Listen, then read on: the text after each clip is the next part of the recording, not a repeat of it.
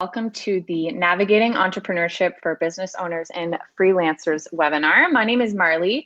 I'm the marketing manager for Prepped, but today I'm going to be looking and speaking from a different lens as my own business owner. So I do have a business on the side of my full-time job, so I'm going to be discussing from that lens today. So I'd like to introduce Emily and Annie, who are from Emily Major and Doughbaby Doughnuts. So I'll let you guys introduce yourselves and give a little bit of a background to everybody on what you do and a little bit about your journey. Okay. Do you want to go first? Yeah, I'll jump in. So I am a full-time marketer in Ottawa for a company called Yopworks.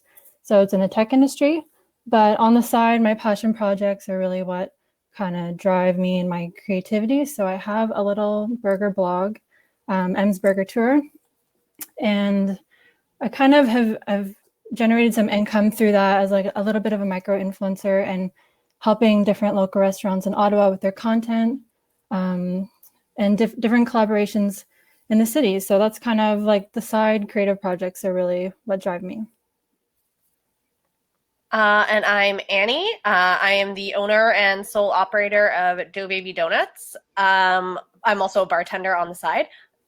So we'll talk later about how I got into donuts and everything, but it's been sort of a one-woman show, for lack of a better phrase.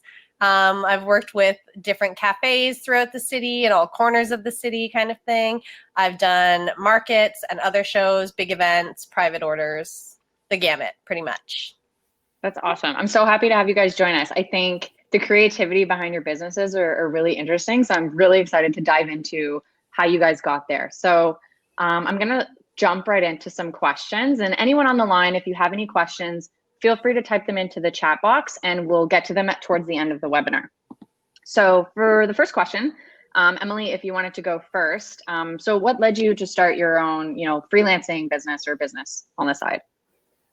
So I feel like I've always kind of had that idea that there's more to life than just, going to your 9 to 5. So I've always been like gravitated towards trying different things. But the burger thing specifically was in college, we went to some cities for to see different agency tours, and we tweeted at burger joints to kind of get them to compete when we were coming to town. And then it just kind of escalated from there. So I lived over in Australia and in South Africa for a bit. And then all my travels in between that, I would try burgers everywhere I would go. So then I kind of just got dubbed as the burger girl. And then it took off from there. And then people saw that I could create different content. And then I met and knew people from that. And it just kind of escalated. I love that, the burger girl. That's so great. For me, it's honestly started out as a hobby. So I want to call myself like a web designer, a marketing consultant. I've been doing it for about 7 years, but officially launching almost full time, I've been doing it for about 8 months. So the last 8 months, I built my website and I've always had a client base, but I've really started doing more advertising and stuff. So it started off as a hobby. In school, I took advertising and graphic design. And once I graduated, I got clients and it slowly just built up. So what started as freelance kind of turned into like an actual business by passion and by luck, really. Annie, what about you? So I've always had an interest in baking. I kind of come from a family of bakers, but not professionally. So I'm not professionally trained. I didn't go to school for it. And since I'm based in Ottawa, we have a few donut shops in Ottawa, but I kind of noticed that there was an absence in the market of donuts with different bases. So I make baked donuts and all the bases are different. So you're not getting some plain vanilla donut with a different flavored glaze. I wanted something that kind of explored more depth in terms of flavor, more creativity. Like creating new donut flavors is definitely my favorite part of it. So it was pretty much that. It was seeing an absence and like a void in the market that I felt I could fill. And it kind of just took off from there. That is so great. I love that. So I'll jump into question 2. So you you started your business and it's been going for a while. What kind of challenges have you guys faced and how did you overcome them? Emily, maybe you want to start with this one as well. Yeah. I think, well, for me personally, a lot of it is just kind of getting out of my shell for networking. I found that it's one thing to be online and chatting with people online, and it comes across a lot easier. But if once you really want to scale your business and take on more projects, it's the getting out there. I find that has been difficult for me, and I feel like networking will always be challenging no matter how confident and outgoing you are. But I think that's also something that it's really good to work on. So I feel like that's a constant challenge for me. Yeah. Annie, what about you? That's definitely part of it for me. I mean, I'm naturally a bit more of an introvert until I get to know people more. But also for me, it was a resources issue. I mean, when I started this, I was working out of my little apartment downtown with very limited space and everything. And I would still, crazy hours and stuff, but I still managed to crank out major orders. But I mean, that's still something, especially in light of the pandemic and everything, that is an issue, because you need some good money to get the space, right? So right. I can imagine the pandemic's been a little bit difficult for me even. All of my business is done online, and I want to say my challenge is not necessarily networking, but having the resources to really, like, financial resources to allocate towards like advertising and stuff. And I never thought of it until 8 months ago of giving it a shot. And thankfully I've been able to acquire new clients from that. But and also not even knowing, I never took a business course. Like in school, obviously I took advertising and marketing and graphic design, but the real commerce business side of it, I that was a challenge for me from the get-go. And thankfully I was able to tap into resources around me, and thankful for Google for helping me out. And a lot of people around me who have their own businesses were able to shed some light and some added value that has thankfully turned around for me. But yeah, the pandemic must be kind of a challenge for you, especially because you're creating new flavors and you're selling them like as an added, not a service like me, but more of a product. You know what? It hasn't been as frustrating as I thought it was going to be. I think because people were looking for like a little treat or, something, new and exciting.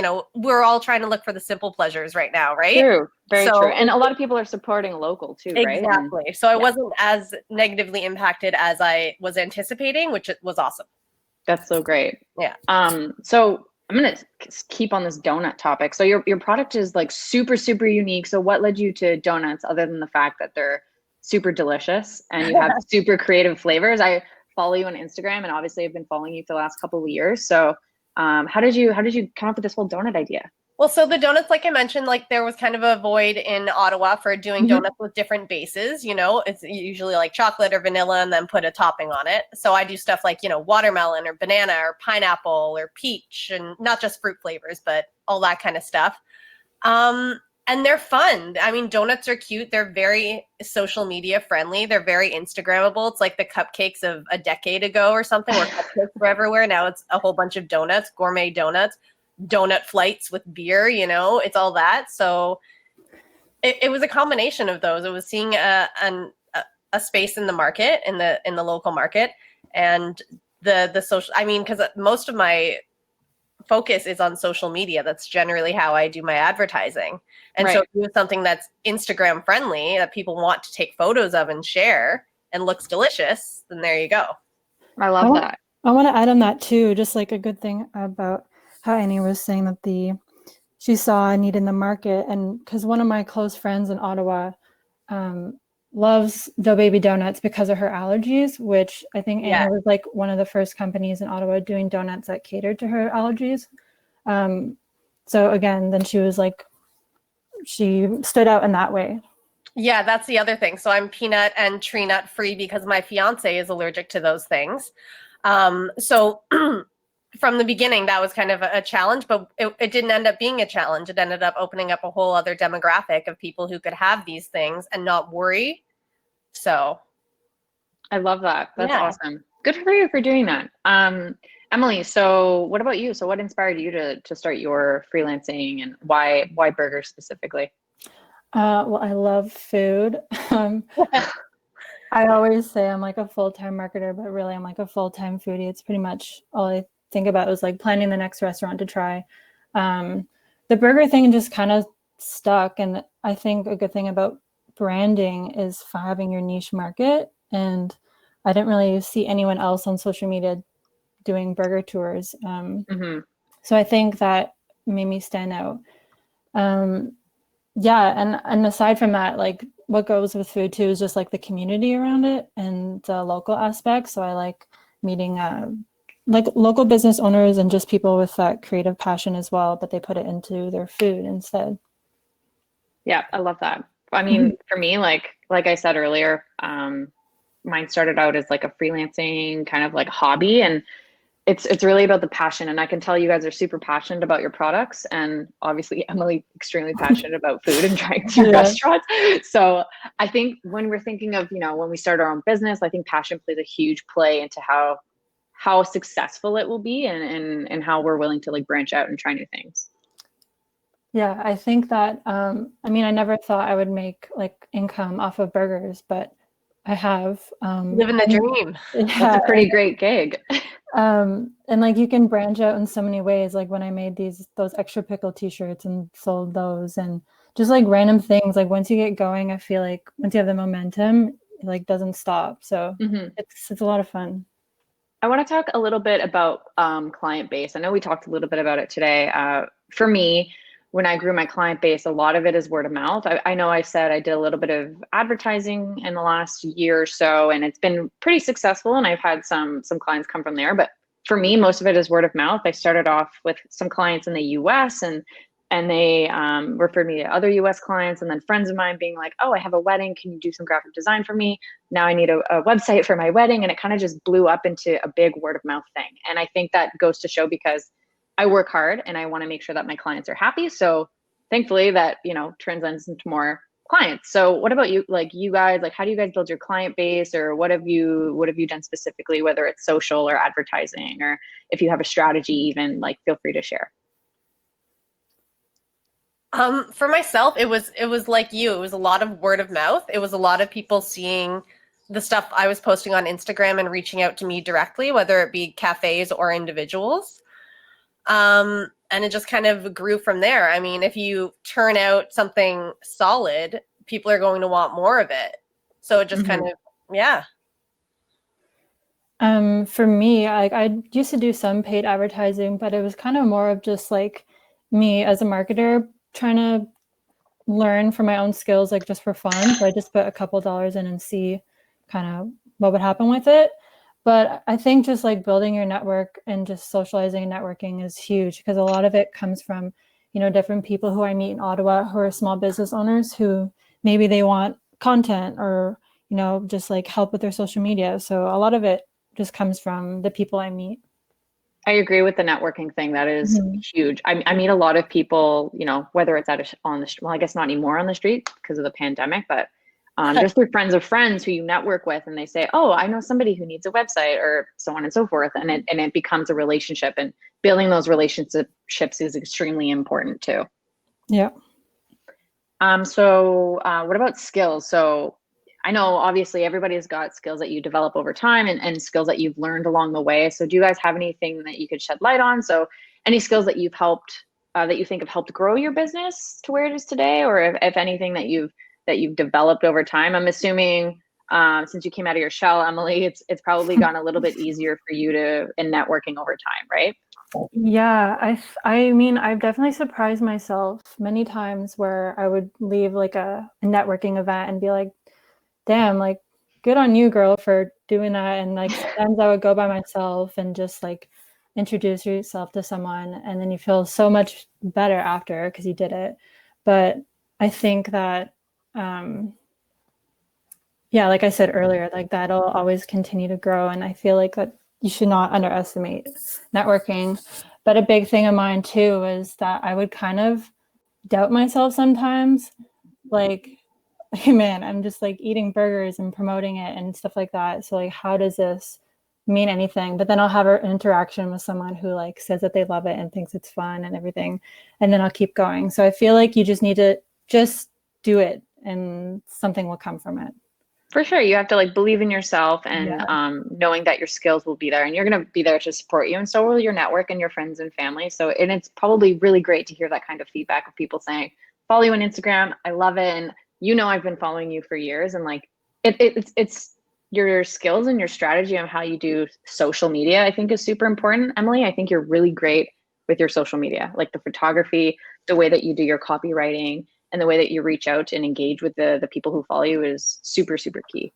Thank you. Thank you. Yeah, for sure. Annie, what about you? I think I think what's really important is, I mean, when it's your business, it's like, it's your baby. And you're going to be your own worst critic of it. I mean, you're going to see the flaws magnified because you're so close to them. And I think what's important is to realize that it's never the end of the world if you mess something up. Like, I've had times where I've freaked out over orders, where I feel like I'm running late, where I'm worried they won't like it. And that's never happened. I mean, I've never had someone say that.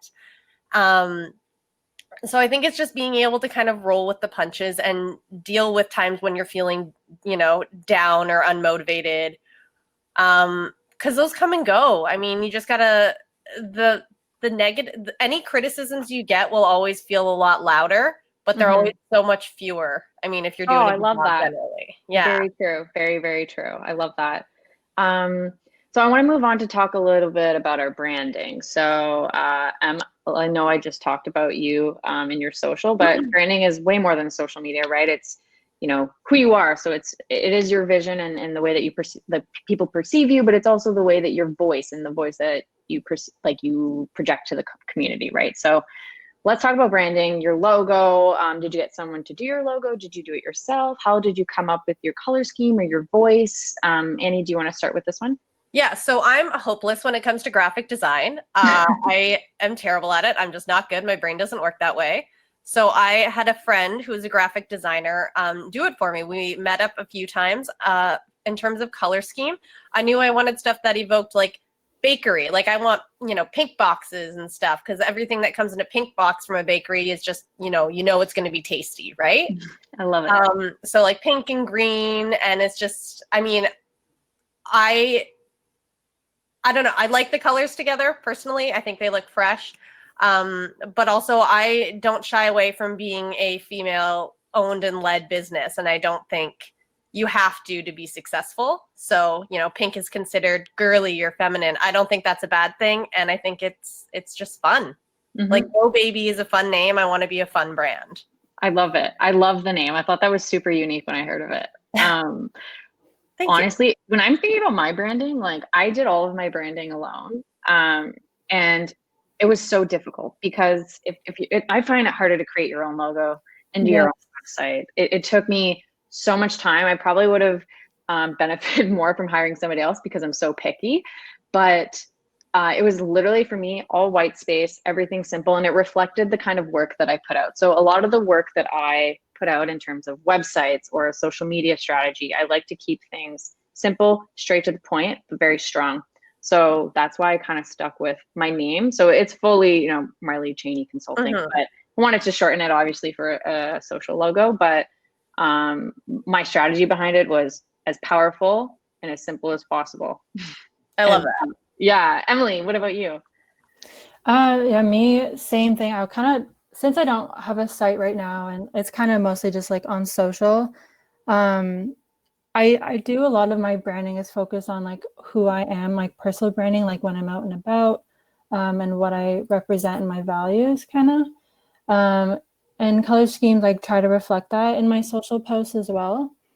But it's interesting too, because I'm in a position right now where I want to do a bit of a rebrand, because I'm taking on projects outside of just burgers. So we'll see and stay tuned to see what happens. But that's awesome. Good for you. It's fun though. But I'm like you, like how I find it so much harder to create branding for yourself. And I like create brands for people all the time. But for some reason, when it comes to yourself, it's like overthinking 100% all the time. Yeah. I went through a couple iterations of my logo, and I'll speak in a minute about my journey on, registering and talking about business plans and stuff, but it's way more complicated than I anticipated. So I do want to dive into business registration. Annie, I know you did register your business. I did. So yeah, can you tell us how you did it? Can you share a little bit on what the journey looked like for you? So Google is your friend. I Googled how to do that. And I registered as a sole proprietorship. So because it's just me. I also met with the bylaw office just to make sure everything was good. I didn't want to, business stuff, like the nuts and bolts of it isn't my strong suit, and I know that. So I wanted someone to dumb it down for me as much as possible for everything I needed to do, like in terms of getting commercial kitchen space, and just making sure everything was all, above board and everything, which is why I met with Byla. I recommend you do that. It's usually easy for anyone, especially who's looking to do food stuff. Just to be sure, I mean, the laws change from city to city often. So some places will allow you to work in a home kitchen. If you're just selling to individuals, you can do that usually. But if you're selling to cafes, you can't. So, I mean, Interesting. it varies. So I didn't realize there were so many laws behind that. Yeah. Well, I mean, Ottawa's a government town, right? If you're going to get the laws anywhere, it's in Ottawa. For sure, for sure. I'll speak a little bit on that. I've created a business plan for anybody on the line or who's thinking about starting their own business. I think a business plan is a great way to go. I personally had no idea where to start. Like I said, I come from a graphic design background and advertising background, but the business side of things was a little bit harder for me to understand. So I ended up meeting up with somebody in my network who is more familiar with the business side of things. So we sat down a couple times a week and we discussed what a business plan could look like. And he almost gave me kind of like homework to do throughout the week. So he said, for our next meet, I want you to think about this, this, and this. And we kind of built a high level business plan together. And I think it kind of opened things up for me, and it made me realize how much I can extend my services. So originally I was thinking of just doing graphic design. And as we were developing the business plan, it was like, okay, well, let's think about my personal brand. Like, who am I? What do I enjoy doing? What are my passions? What are my values? And what am I good at? And it kind of turned into, oh, wait, I really like building websites too. Maybe I can learn more about that. So I ended up learning more about that. And it's kind of like skyrocketed into this whole like marketing consulting business in the end. So he saw it more as like a consulting business. And I was thinking smaller as I just want to be a graphic designer. But he really helped me kind of grow it to what it is. And I'm super thankful to have someone in my network like that. I'm sure you guys have people in your network who you've reached out to. I think it's like the most valuable thing you can have. Yeah, I agree with that. I always kind of look to my peers for their expertise, which has always been helpful. Mm-hmm. So we're getting to about our 10-minute mark here. So before I continue from a prepped perspective, I'd like to open up the questions to anybody on the line. I know we have about 8 questions here that people have asked. So I do want to go down that list and get through as many as we can before I dive into some awesome news from Prepped. So let's just go right into those questions. So I have one here from Eris. How do you know if your business idea is good or not, profitable and good? Does anybody, Annie, do you want to, Emily, if you feel free to jump in. Yeah, I'll start this one. Figure out if there's a demand for it. Like I said, and have said, I saw a demand for the donuts in my city, I guess see if it's something people want, if people are interested in. Float it initially around friends and family, but they're the nicest ones, so they might not give you total honesty. So maybe then like reach out to like acquaintances or coworkers. You can be vague if you want to keep it close to the chest if you're worried about people taking your idea. But just to see if someone's like, yeah, that would be really cool, maybe it's something people haven't thought of, but once you bring up your idea, it's, a light bulb moment. So, and then. Yeah, I agree. Doing your research is big. Yeah. And then check how much you need in terms of like baseline costs and stuff. I mean, like my costs are always, ingredients or rentals and just electrical bills and stuff like that. So see how that balances out, kind of do a preliminary, like a draft budget sheet. Mm-hmm. And I also see a question here specifically. And actually, before we continue, Emily, did you have anything to add to that? No, I agree with doing your research. And then obviously if it's something you want to give it a go, then after you've done your research, then yeah, I just think you just need to think about it a bit before, that's all. Yeah, for sure. I think research is a big thing. I think kind of like cover all your bases. Yeah, exactly. Yeah. And make sure you can allocate the time to do it. And whether it's full-time or part-time, having a business doesn't mean it has to be a full-time initiative. I've started part-time and now I feel like it's kind of in between part-time and full-time. So it's it depends on what you're able to allocate to your time to, and how many people you can like reach out to for support. Second question is specifically for Annie. What vanilla form and where are you using? So Costco initially, but their prices got, jacked way up. So I actually have a local retailer who does like jams and extracts and stuff in just outside of Ottawa. And so I see him at markets occasionally, and we do and he gives me really great quality vanilla. It's better than the Costco stuff. So if it's not available to you from the big retailers where you are, look around, post online, see if, everyone has their own little side projects. You never know. It doesn't hurt to ask.